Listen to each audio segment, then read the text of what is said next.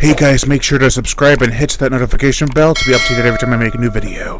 Thanks, let's begin.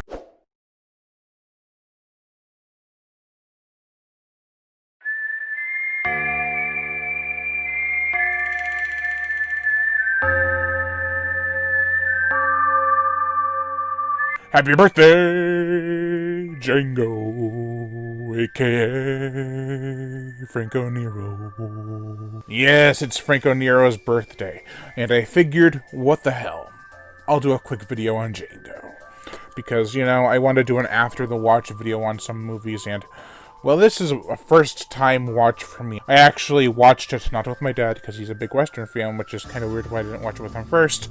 I watched it with my mom, because he loved Django Unchained, and I was like, okay, let's watch the original Django. And, boy was I in for a treat. This is the Arrow Video Blu-ray. I spent an arm and a leg for it, which was a dumb decision, because they actually recently announced that the lawsuit or whatever between Arrow and Blue Underground was resolved, and now they're going to put it back on the market. It was like $50 for this. Probably around the same amount you would give that for anyway, but maybe not. This comes with the poster, the Blu-ray, and booklet. It's got everything. It also has Texas Audios, which is a limited edition exclusive. Now, I love Django. Disclaimer, I did not get to watch any of the special features yet, but I will give my overall thoughts on this film right now. This movie is boss. Now, I loved The Good, the Bad, and the Ugly. I loved For a Few Dollars More. I loved A Fistful of Dollars.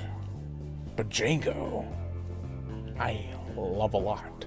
I don't think it's better than The Good, the Bad, and the Ugly, but I definitely think it's better than A Fistful of Dollars, which is a great Western in of itself, a spaghetti Western. These are spaghetti Westerns, not usual Westerns, which I think spaghetti Westerns, in my opinion, are much more gritty and realistic, which the American ones are always so polished.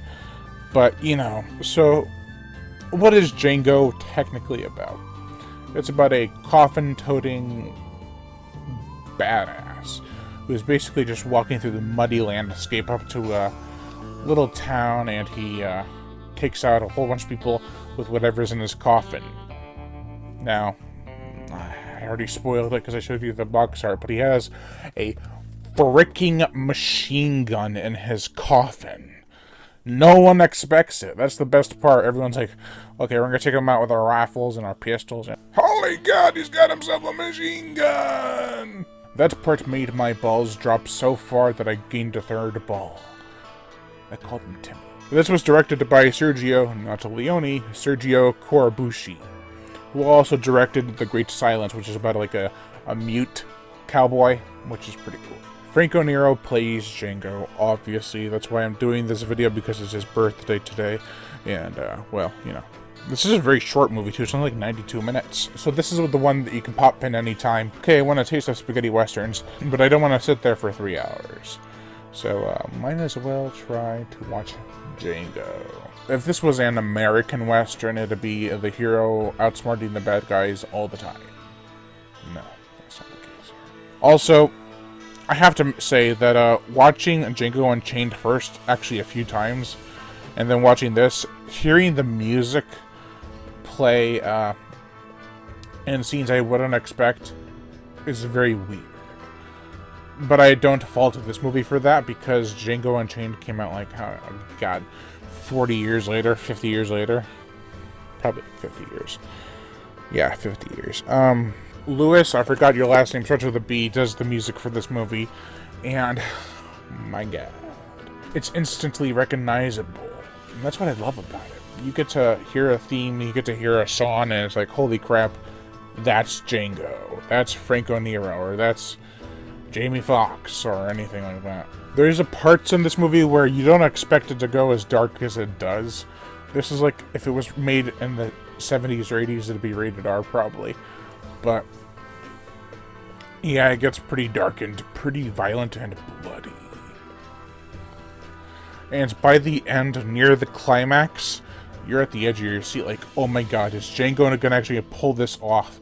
He doesn't even have his hands working properly. I'm really trying to think of things to say about this movie. Like, I loved it so much, but I just want to watch it more and more to get more in depth in my official review for it. So I'm probably going to cut it off here, because I don't want to go rambling on about something that in the end wouldn't even matter, because it doesn't work in the context of this review. I've done that before, where I'll be like, okay, so we'll talk about this one thing, and I'll talk about it for 5 minutes, and I'll cut it out of the entire review, because it doesn't even fit. Okay, so that's going to do it for my review for Django. Let me know what you thought about this movie in the comment section below. Do you love Django? Do you love spaghetti westerns? Which do you prefer, spaghetti westerns or American westerns? I am Brian Gatto, the horror show host. Make sure to like, comment on, as well as share this video. Like my Facebook fan page and support me on Patreon, where even $1 a month will help keep this channel going on strong, and I'd greatly appreciate it. Plus, you'll get access to body counts and other music videos that you can't get on YouTube because of copyright and age restriction. Also, hit that notification bell to be notified every time I make a new video. And as always, subscribe. Gotcha.